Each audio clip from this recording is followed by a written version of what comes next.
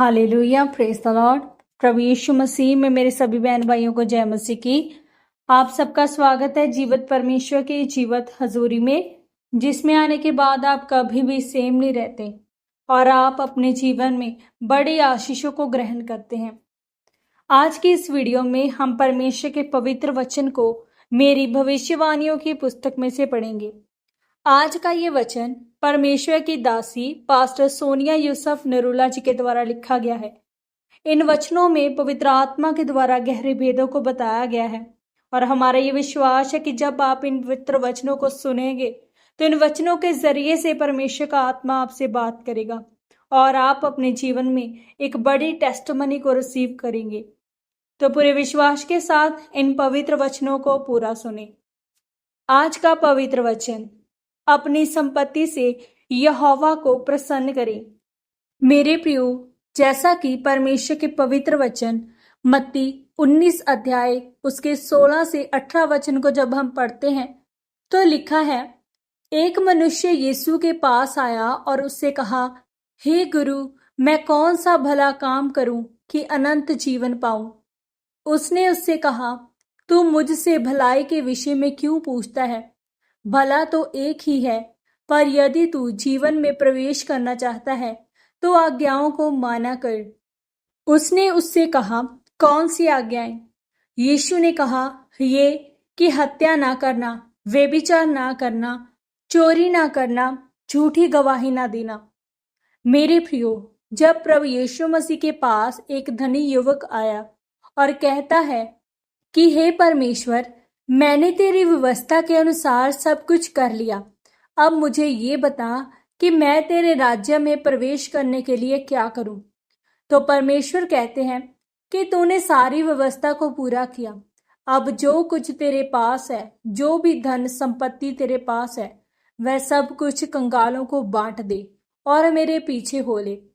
लेकिन उस धनी युवक को अपनी धन संपत्ति देना मुश्किल लगा और वह उदास होकर वहां से चला गया और परमेश्वर के अनंत राज्य में प्रवेश ना करने पाया। यहोवा तुम्हें उत्तम पदार्थ देगा और तुम्हारी भूमि अच्छी उपज देगी।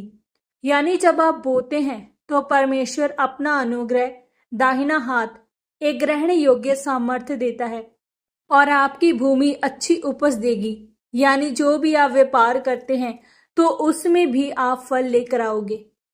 पहला शमूएल 2 अध्याय उसके 8 वचन में लिखा है, वह कंगाल को धूलि में से उठाता और दरिद्र को घूरे में से निकालकर खड़ा करता है, ताकि उनको अधिपतियों के संग बिठाए और महिमा युक्त सिंहासन के अधिकारी बनाए।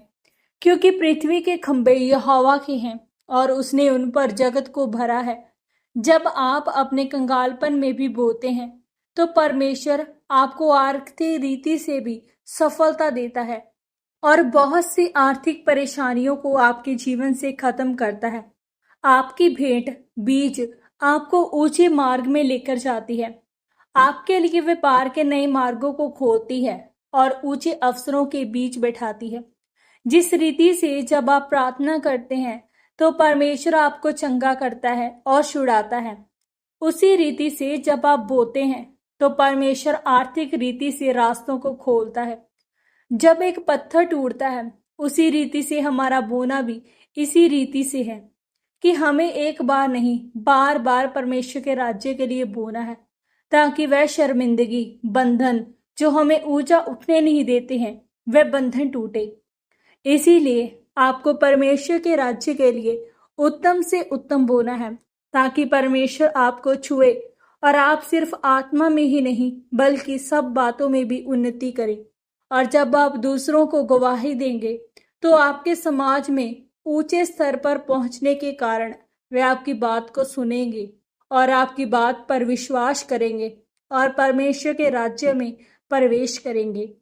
आमीन। पवित्र वचनों के अनुसार प्रार्थना। सर्वशक्तिमान परमेश्वर, इस वचन के लिए मैं आपका धन्यवाद करती हूँ। परमेश्वर, मैं प्रार्थना करती हूँ, आप मुझे बोने की सामर्थ्य दीजिए ताकि मैं बोने के द्वारा आपकी महिमा करने पाऊं। प्रभु यीशु मसीह के पवित्र और सामर्थी नाम में हम मांगते हैं। आमीन, आमीन और आमीन। आज के इन पवित्र वचनों के पढ़े और सुने जाने के द्वारा परमेश्वर आप सबको बहुताई से आशीषित करे। सबको जय मसीह की। God bless you all.